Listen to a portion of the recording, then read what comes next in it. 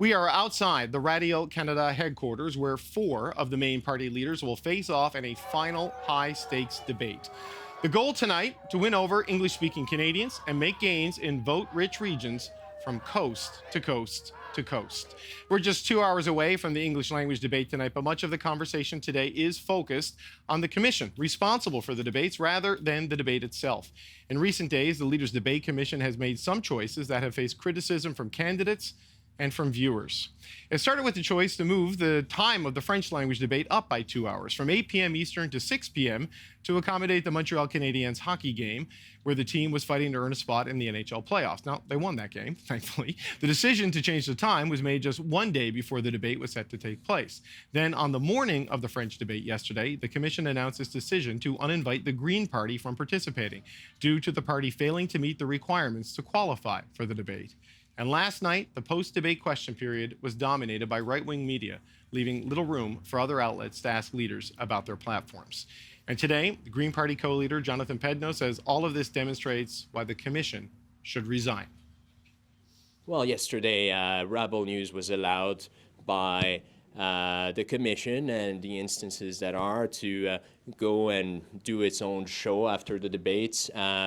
But the Greens, apparently, according to the Commission, were the ones who would have disrupted the debates. I continue to think that the Commission made a significant mistake. It attacked democracy. It did not follow its own rules and caved in to political pressure. And just like many other people today, I think that the only reasonable and honorable thing for the Commission to do would be to resign. Here to respond to all of this is Michel Cormier. He is the Executive Director of the Leaders Debate Commission. Mr. Cormier, thank you for joining us here today. Nice to have me. The Greens say the Leaders Debate Commission is making a mockery of democracy, and this is why you and the others should resign. What is your response to what Mr. Pedneau had to say? Well, I don't think we're making a mockery of democracy. We had a very successful debate last night. We're reaching more and more people every time. And, I think what we actually put on the screen is actually paramount. So we'll take stock of all these issues after the debate and do a report with recommendations like we do every time. Take stock of all of these issues, but walk me through the decision-making process to disqualify the Greens the morning of, because I know they had to meet the 90% candidate threshold 28 days before Election Day, so around April 1, give or take. By April 7th, we knew they did not meet that threshold. Why wait until the morning of the debate to disqualify them? Why not do it once it was clear they'd fallen below that benchmark? Because we didn't use the Elections Canada list. Sure.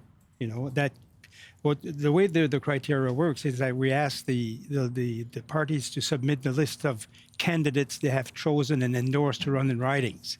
These candidates are not yet and have not yet registered with Elections Canada. That happens a week later. So on March 31st, we had from the Greens 340 candidates chosen. No, I understand how they got in, but yeah. Then what then was the tipping point for them to get out?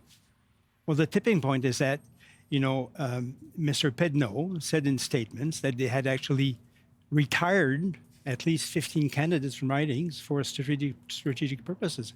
And according to us, this was a breach of the intent of the criteria. And, we thought we could not let the Green Party in because it was going to put in doubt the credibility of the debate. Okay, but did you quantify the number of ridings that they left vacant for strategic reasons? Because you could take 10, 15 candidates out of the mix for strategic reasons and still be above the 90% threshold, right? Yeah, but there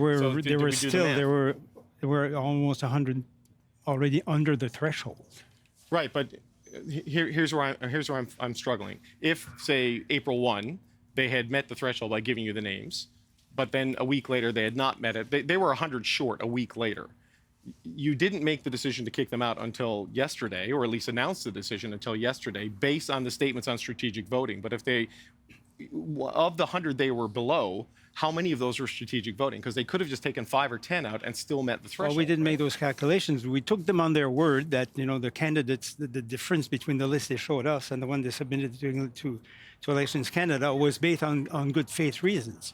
People who didn't manage, had paperwork problem or didn't get the signatures, these things can be justified, and we couldn't actually verify that. But as soon as the leader came out and said, well, we actually cooked the books, in a sense, then we couldn't live with that. And that's the decision. The Greens have told us, and I don't know what they've told you, that not all of the 100 candidates were for strategic reasons. Some of it was good faith reasons, if you described it. But without knowing exactly what the quantities are of the different cohorts of reasons they didn't make the threshold, how do you know that it was a bad faith attempt by them? Well, Cooking the books, as you said. Well, because Mr. Pedneau said publicly in 2 interviews, we've actually decided to, after we've chosen these candidates, to not run them in the ridings, take them away for strategic reasons. And for us, it's the principle. It's not the number of seats that are involved. That was the tipping point. Okay, so then why did it take right up until the morning of the debate? Like, was that when you first heard of these comments? Because they had been said at least to Radio Canada days before that, as I understand. The day before. The day before. But we have to render a decision that is also reasoned and is, we also asked them to actually respond to what they had said and explain to us what had happened. That took the rest of the day, and then we have to write this decision for it to hold water. It has to be a serious exercise. It can be just made on the spur of the moment. Okay, so this was the controversy before the debate. Yes. There was a controversy after the debate. Yeah. What did you think of what we saw in the question and answer session? Well, just to tell you, we tried to actually, we denied accreditation to Rebel Media both in 2019 and 2021 because we didn't consider them to be actually to do professional journalism. Right. But they went to court and we lost the 2 injunctions and we had to let them in. So this time we decided we could not risk another defeat in court with the precedents that were out there.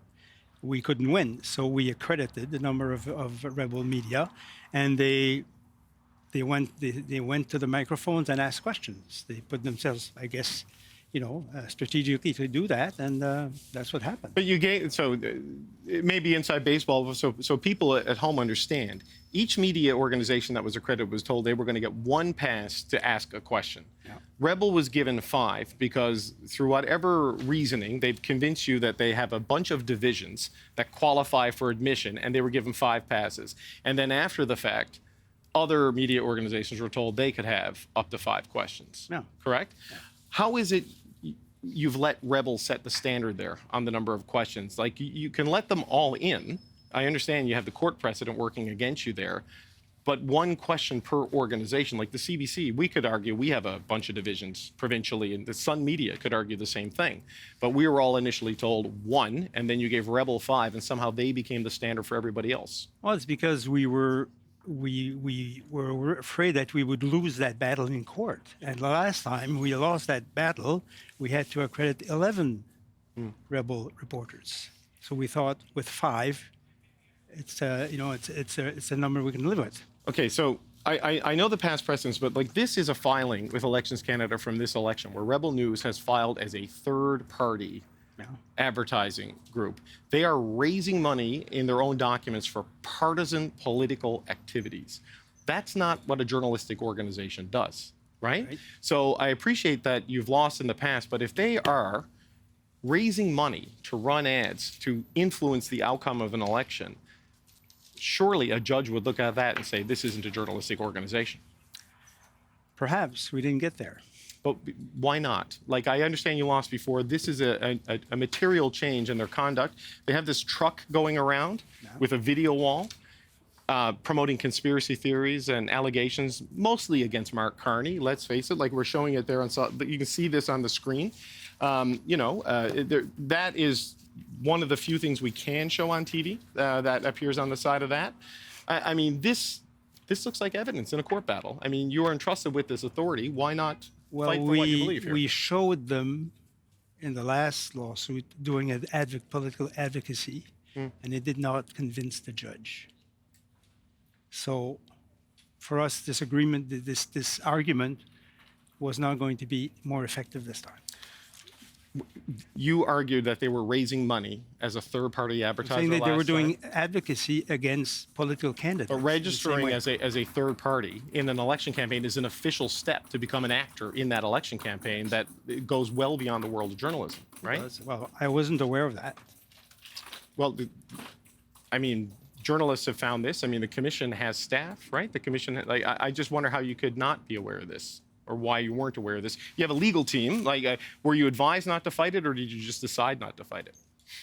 No, we were advised that we couldn't win that case Right, if we went to court. but you didn't have, like, do you We think, did would not- this have changed your thought process, I Well, wonder? Perhaps we had to analyze it. I just learned about this today. So we had issues last time with some of the questions that were asked after the 2021 debate, and you saw what happened last night. We have no idea what's going to happen tonight. I mean, are we going to see a replay and a repeat of this? Because, you know, I know it is first come, first serve at the mic. The rest of us are on the air or, you know, working, filing stories, and can't just line up in the microphones to get at the front of the line, which is what has happened. I mean, the minute the doors open here, a lot of these media organizations went in, set up, they are right there ready to go. What are we going to see tonight? Will there be more control on this? And there will be measures taken to try to be more fair for all the media organizations. We have like 60 different Yep. organizations, not just political journalists who actually cover usually the campaigns. So we're going to make adjustments to What kind of hopefully make it, adjustments? well, you'll learn them soon enough. Well, I mean, I think people, what do you mean learn them soon enough? I mean, No, in the moment after the fact, like, we're working on this. They'll be ready for the scrums. will they be able to do what they did? Like, you know, Rebel News got as many questions as I think CBC Radio Canada, Press Canadian, and CTV or Global combined last night. There were almost 50% of the questions, and some of them ventured into territory that really are not issues in this election campaign, were not issues in that debate. And I'm not saying reporters should be restricted in terms of what they ask, but, you know, if the debate commission is going to organize these things, it didn't seem to have control on it last night, sir. Well, we're learning from what happened last night, and you'll see, hopefully, a fair representation tonight. But didn't the same thing happen in 2021? Like, I remember vividly at the museum in Gatineau that the same sort of thing happened with people stacking the microphones and the questions is going in a totally different direction.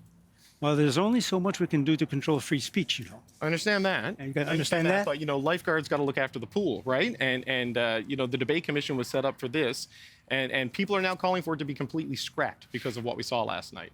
I just wonder if you think there's a loss of public trust in the function of this organization. I think the public will judge us on the debates themselves. Which I will say was very good last night. It was very you. well done. The actual 2-hour event was. I think we'll be judged on that. That's the main criteria for us, to present debates that actually reach a lot of people. We have unprecedented reach. Broadcast partners. We're reaching people in communities that are often disenfranchised. I think that's a very important exercise. This is peripheral to the main event, and, you know, like I say, we'll work on it and try to make it. Well, is it better. peripheral or is it part of the main event? I mean, you do the accreditation, you let the people in, you set the ground rules. I mean, it is all part and parcel of what's happened here. It is, but for most people, the press availabilities, after is not the most important thing. Fair. So we bank on that. Okay. Michel Cormier, I appreciate you. I do appreciate you showing up and taking the questions. I very much do, sir, and thank you very much. Least I can As do a it. former This is, journalist, I know you appreciate the importance of doing that. Totally. All right, thank you, sir. It's Michel Cormier with the Debates Commission.